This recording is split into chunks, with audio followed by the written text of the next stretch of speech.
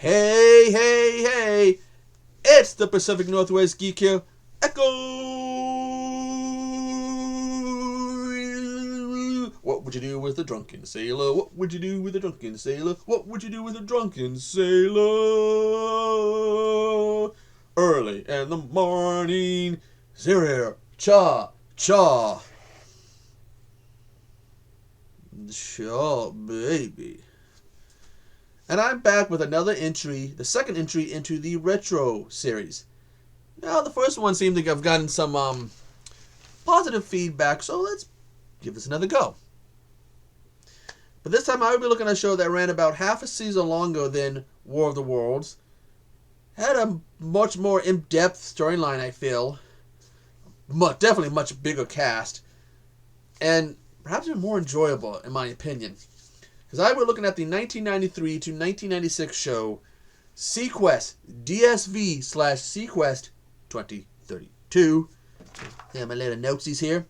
This show was created by Rodney S. O'Bannon, who also created the show Defiance. I believe this is a sci-fi show on the Sci-Fi Network. I think I saw a couple episodes of it and didn't really get into it.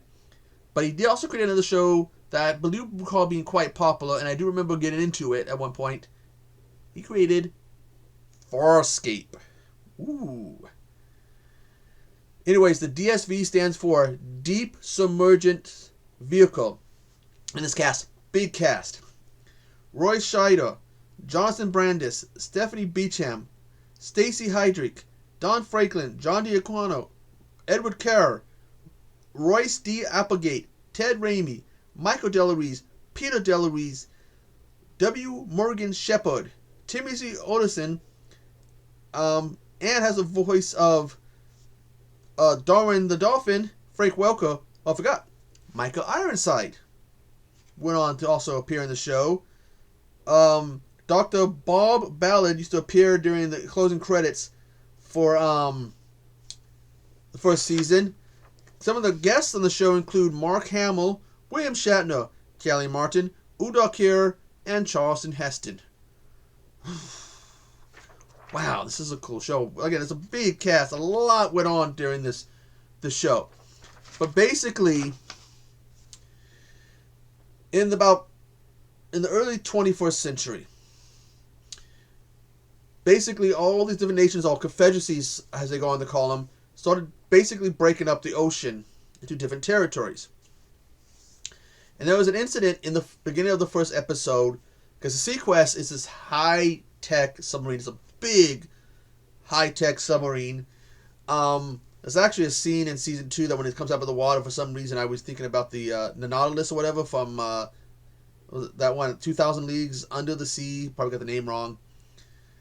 But anyways, in the first episode, some people got in trouble, and all these subs are coming, attack subs are coming to get them in this colony underwater.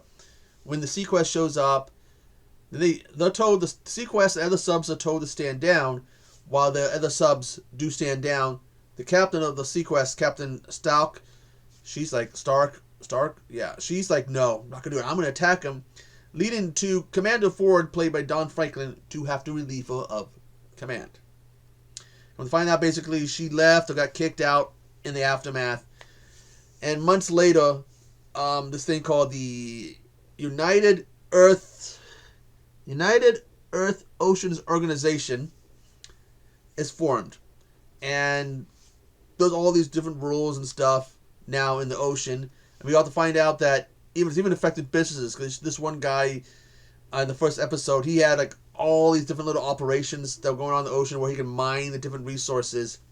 Quite a few. But because of the UEO, he's got a small fraction of what is left. Probably about a third of what he had before is left. So this is small. And he's talking to Stark to going after the SeaQuest. And the SeaQuest needs a new captain. And this Amber guy basically says, hey, we're going to get Captain Nathan Stark, and Nathan Bridger, played by Roy Scheider, to come out of retirement and become the captain. And it works. He also has trained this dolphin, because basically he lost his son, he lost his wife, wants no part of the military. He just wants to just live a solid life, solid, away from people. Train his dolphin Darwin. But when he comes to the ship, he's not only is he tricked into it, but he meets Lucas Wallachek, played by the late Jonathan Brandis, who has this child prodigy who has created this device that allows you to understand the sounds the dolphin's making as if it's speaking English. And this is where, of course, Frank Welker comes in. He provides the voice.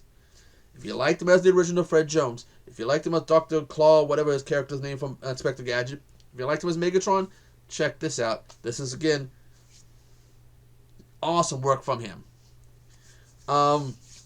Anyways, in the first season, they're dealing with aliens and viruses and different things going on in the ocean. You're getting to know the different characters. Charlton Heston appears as the scientist that everyone thought had died, but he's still alive, and he's basically created people who have humans that have gills. They can be on land or swim in the water, even go deep in the water, or know where people can't go. Not just because they can't breathe, probably because they don't. Too much pressure. At the end of the first season, spoiler, I know it's over 30 years ago the show was done. Well, it would be 30 years ago. The first season would have ended in 2000. Would have ended in 1994. There was a situation with Lucas's father where he's been helping them create energy resources, and the Earth is cracked open, and now this issue is going to basically wipe out all life on the Earth, and they have to sacrifice the SeaQuest to save the day. And at the end, they're like, we'll build another SeaQuest. Now, in season 1, there were different issues behind the scenes. I guess some disputes between the cast and the crew and the production company, all this different stuff that went on. Plus, there was an earthquake, the 1994 Northridge earthquake. That caused some problems. So we got to season 2. Dr. Westphalen, played by Stephanie Barkham, had left. Hasted Commander Hitchcock, played by Stacey Heydrich. John DeGrano's Lieutenant Craig also left, although he guest stars in season 3.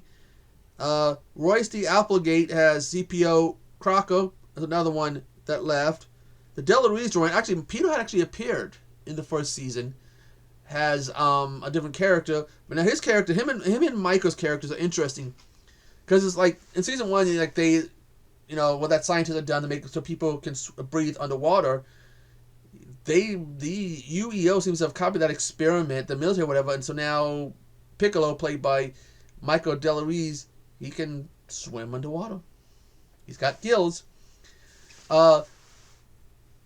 Peter plays who again, he appeared in the first season, a different character, but now he plays Dagwood. Dagwood is a Gelf, genetically engineered life form. Now, apparently they created these characters, these genetically engineered life forms about 21 years earlier to help them fight different things, but they've been keeping them locked up. But Dagwood is allowed to go free, or have more freedom, and he, and more than one time, says he's a prototype. I think at one point he says he's the prototype.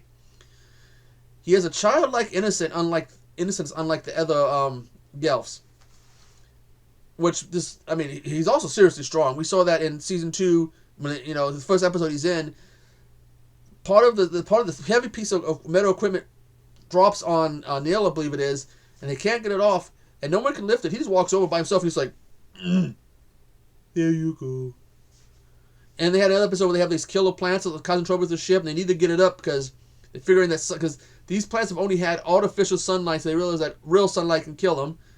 But they got to lift these different devices. These two things got to be lifted, but these pins are in the way. He basically lifts them, breaks the pins and lifts them, allows the ship to raise and them to defeat the killer plants.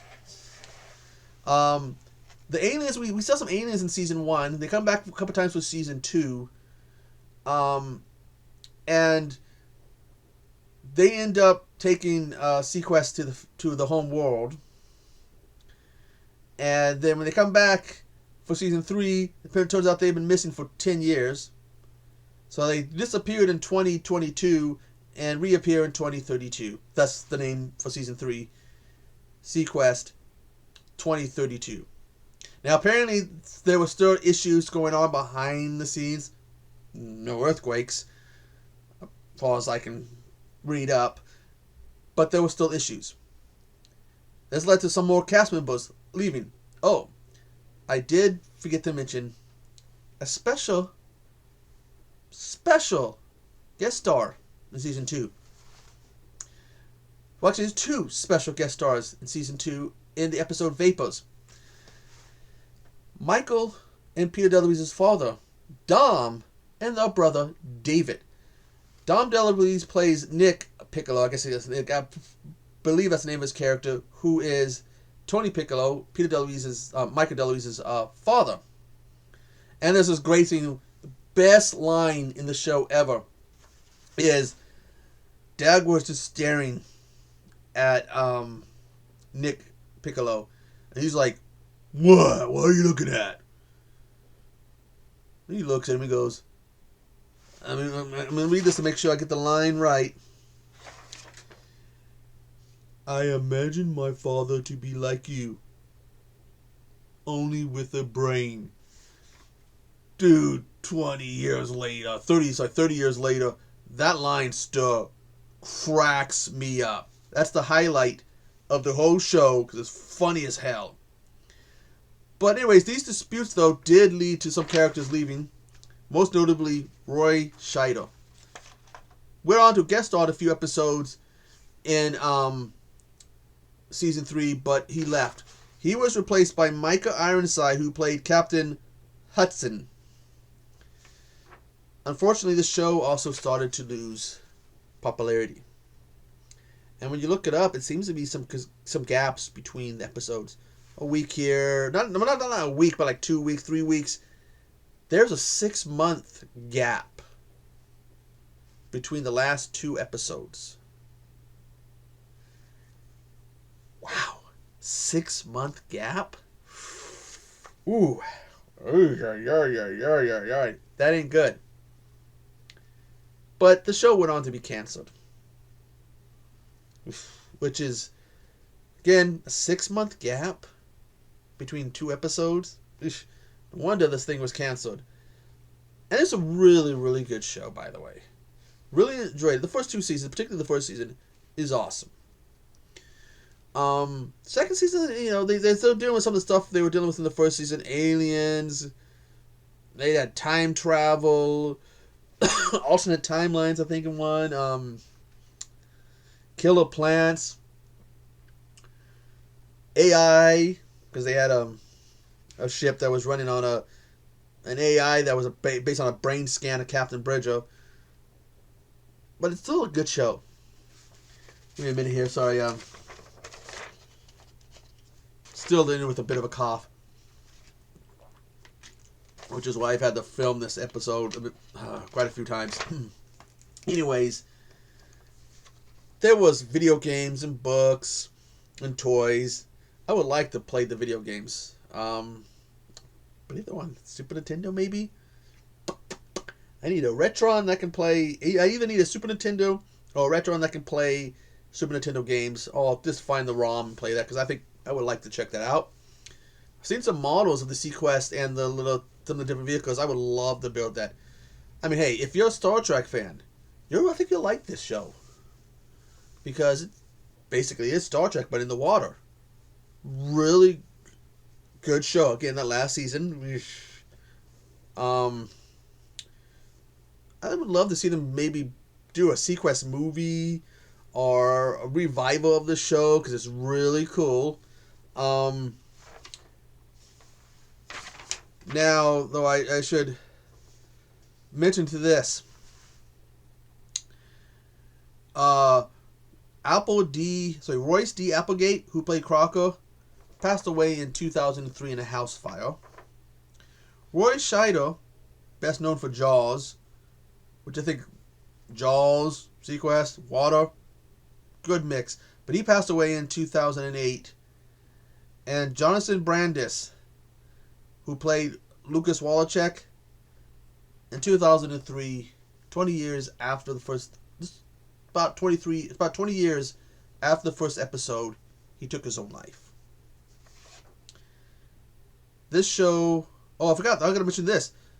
W.D. Morgan Shepard played this character called the Old Man. This hologram thing that Bridget would talk to. He is the father of Mark Shepard, who, if you don't know who he is, then you haven't been watching Supernatural, because he played Crowley on Supernatural. So it's got a Supernatural link. Not just, hey, it's got Star Trek because, William Shatner appeared, connected because William Shatner appeared, and Star Wars because Mark Hamill appeared. Now, this show, I believe, is on Peacock, and I would highly suggest checking this out. But it would be listed, has both, the first 2 seasons will be listed as SeaQuest DSV, and the last season is SeaQuest 2032. Check out the first season first. First 2 seasons of SeaQuest DSV. It is a really, really enjoyable show. I highly suggest looking at it. I haven't watched this show in a long time, and found myself getting back into the show, rewatching it for this retrospective, and remembering just how much I enjoy the show. And I think I might have enjoyed it more than War of the Worlds. And I think part of the reason why I might have enjoyed this more, and I've talked about, I believe I mentioned this before on some live streams, I'm a Navy brat. My father was in the Navy. I spent a good part of my life, till I was about 13 and a half, around the Navy, around the water. So, I think that helped me to really enjoy this show. If you have seen this show, tell me what you guys think of this show. Anyways, I got to go. Like I said, I've had some throat issues. I can feel the tickle building up. And it's been really cold here as of late. But anyways, I've got to go. I've also got to see what episode 3 is going to be. But I am the Pacific Northwest Geek. And I will see you on the flip side. Toodaloo.